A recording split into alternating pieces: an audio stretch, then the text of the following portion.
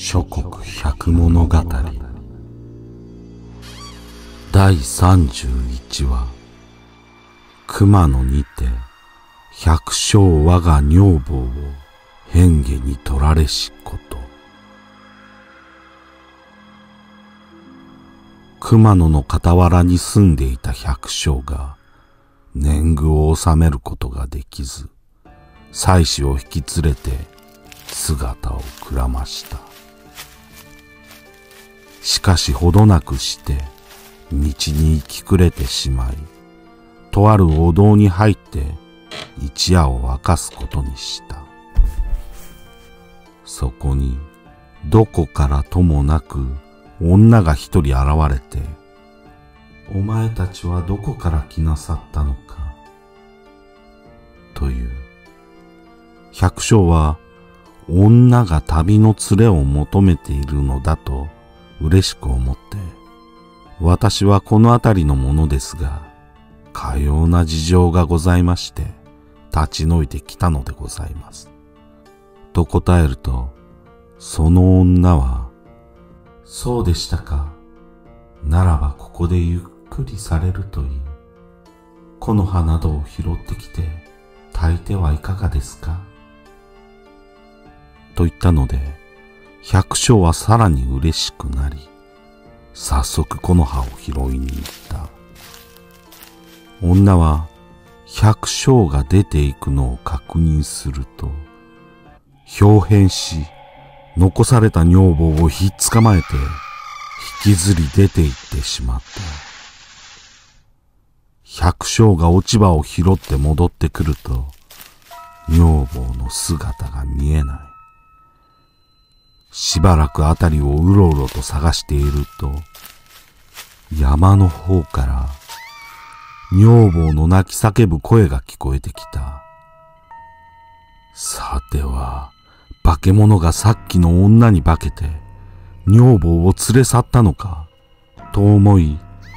声を頼りにあちこちと探したが、山が深く、なかなか見つけることができない。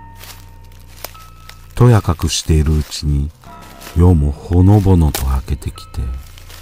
一心不乱になってここかしこと探し回ると、二畳約6メートルほどもある高い杉の木の枝に何かが見えた。女房が二つに引き裂かれてかけられていたのだ。百姓はこれを見て泣き叫んだが、どうすることもできず嘆いていると、一人の男が現れて、その方は何を嘆いておると尋ねるので、事の次第を話すと、それは不憫なことだ。その方が腰につけている大小の刀をわしにくれたら、女房の亡骸を木から下ろしてやるが、いかがか。というので、百姓は大きい内刀だけを渡し、脇差しはならぬ、と言って渡すのを拒んだ。男は、では、下ろして信ぜよ。と言うと、木の上へつるつると登っていき、女房の亡骸をつかみ上げて、引き裂き食らいながら、カラカラと笑い、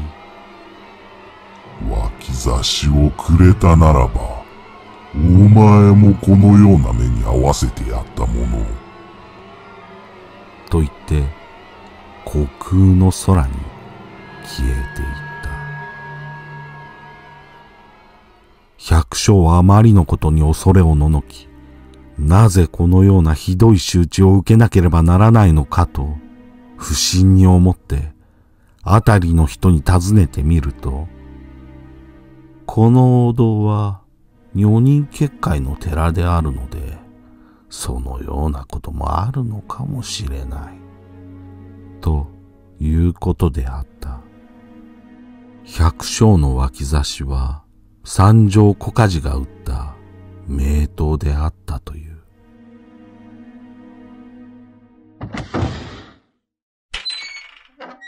この女人結界のもとであろう話がある。縁の行者が熊野本宮から大峰山に修行に行き、こもっていた時のこと。縁の行者の母は息子を思い、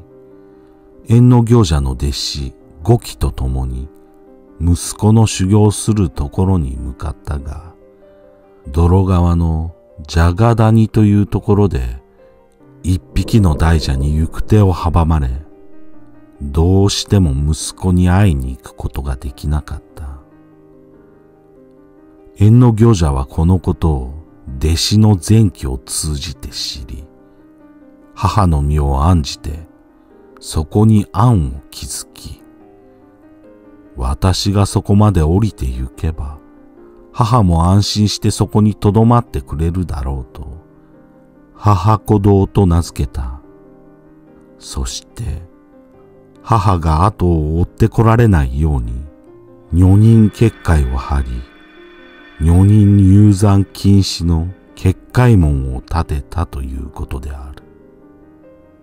この大蛇と化け物のつながりは不明であるが、今もなお続く大峰山三条ヶ岳の女人結界は、縁の行者の母をいたわる心から生まれた思いやりの結界なのである。